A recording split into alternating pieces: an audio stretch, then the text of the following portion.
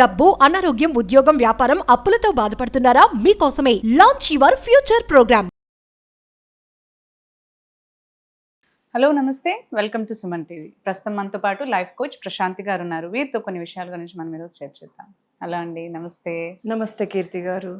So ఇప్పుడు counsellings అని అంటున్నారు, అంటే లైక్ ఎవరికైనా కానీ life coaches needed like in way to guide in a positive way through counsellings. So nowadays marriage is a big thing అనమాట. ఎవరికైనా, marriage అయిన వాళ్ళకైనా కాని వాళ్ళకైనా అసలు అందులో ఎలా ఉండాలి ఏంటి ఎవరికి అర్థం అవ్వట్లేదు. లైక్ మ్యారేజ్ అయిన తర్వాత కూడా వచ్చిన ప్రాబ్లమ్స్ అసలు రిజాల్వ్ అవుతాయా కాదా అనే కొన్ని ఒక మిస్పర్సెప్షన్లో సూసైడ్స్ చేసుకోవడం, లేదంటే extra marital affairs, they are going for negative side. So ఇక్కడ మ్యాటర్ ఏంటి, మనకు రిలేషన్షిప్లో ఉన్న ప్రాబ్లమ్స్ రిజాల్వ్ అయితే బాగుంటుంది, everything will be fine. So ఇక్కడ ఏంటంటే ప్రశ్న, మనకి ఇప్పుడు counselling through is every problem resolved in marriage relationship.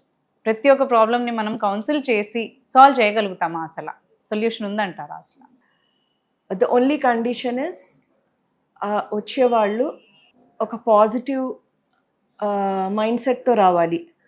అవును, నాకు ఈ ప్రాబ్లమ్ సాల్వ్ చేసుకొని ఏది ఉంది అనుకొని రావాలి. ఓకే, అంటే ఇది నాకు వర్క్ అవుతుంది, ఏముందిలే ట్రై చేద్దాము, ఏది పని రాదు కదా అనే థాట్తో రావద్దు అంటున్నారు. రావద్దంటాను. ఇంకా ఫోర్సిబ్లీ ఎవరో ఫోర్స్ చేసి పేరెంట్స్ ఎవరో పంపించడం ద్వారా కూడా వర్క్ కాదు. వాళ్ళు విల్లింగ్లీ వాళ్ళు సొంతంగా రావాలి, ఒక హోప్తో ఇది సాల్వ్ చేసుకోవాలి అనే ఇంటెన్షన్తో రావాలి వాళ్ళు. సో ఇప్పుడు లైక్ మొన్న రీసెంట్గా ఒక కేసు అండి, లైక్ అమ్మాయి వచ్చింది, హస్బెండ్ గురించి చాలా చెప్పింది, ఇలాంటోడు అలాంటోడు అనేసి. సరే హస్బెండ్ వస్తారా కౌన్సిలింగ్కి అనేసి,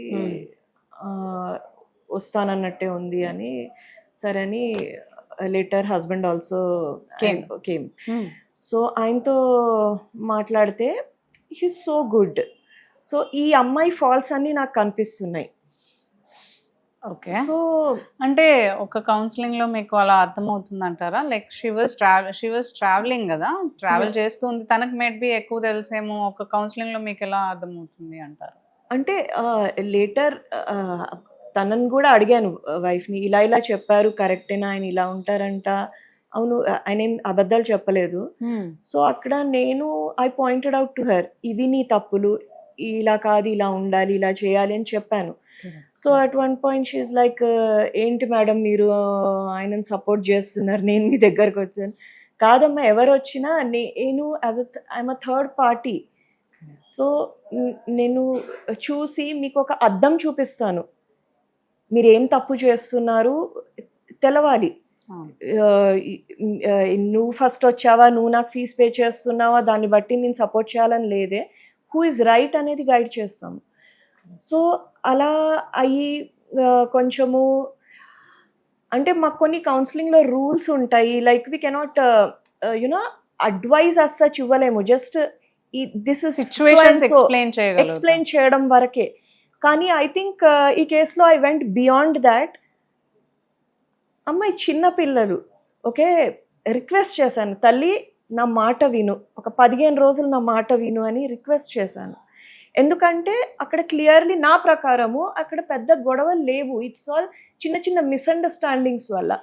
అది ఒకసారి క్లారిఫై అవుతే it will be all good. Correct. So అంటే ఆ కౌన్సిలింగ్ ప్రిన్సిపల్స్కి బియాండ్గా వెళ్ళి ఐ రిక్వెస్టెడ్ హర్, నువ్వు జస్ట్ నా మాట విను అనేసి. So and they went, I give them some activities, ఇలా చేయండి, డైలీ నాకు అప్డేట్ చేయండి అనేసి. అండ్ స్లోలీ చాలా ఇంప్రూవ్మెంట్స్ అయ్యాయి. It's been 40 days, they are doing amazing, they are far from divorce. So counselling ద్వారా ఇట్ ఈస్ పాసిబుల్ అండి.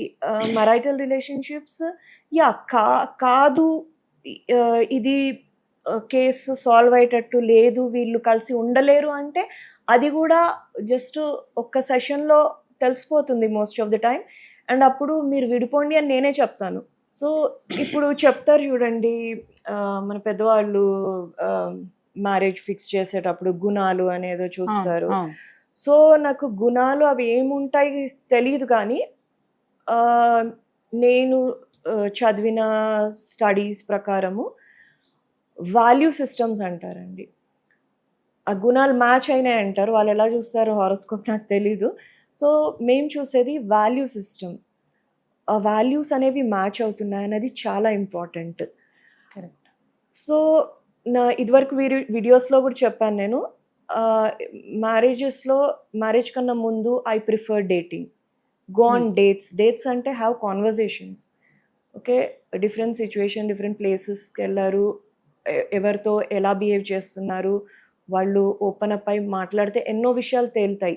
So అది తెలిసినప్పుడు ఇది నా వాల్యూ సిస్టమ్కి మ్యాచ్ అవుతుందా లేదా అని డిసిషన్ తీసుకోగలరు. ఫర్ ఎగ్జాంపుల్, ఇప్పుడు కొందరు నాన్ వెజ్ తింటారు, ఈ అమ్మాయి తినదు. So recently I heard a case, పెళ్ళయిందంట అండ్ ఏంటంటే మా హస్బెండ్ నాన్ వెజ్ తింటాడు అనేసి. So it's a big huge thing for ఏడవడము, వాళ్ళ పేరెంట్స్ ఇది ఇవ్వడము చాలా జరిగాయండి.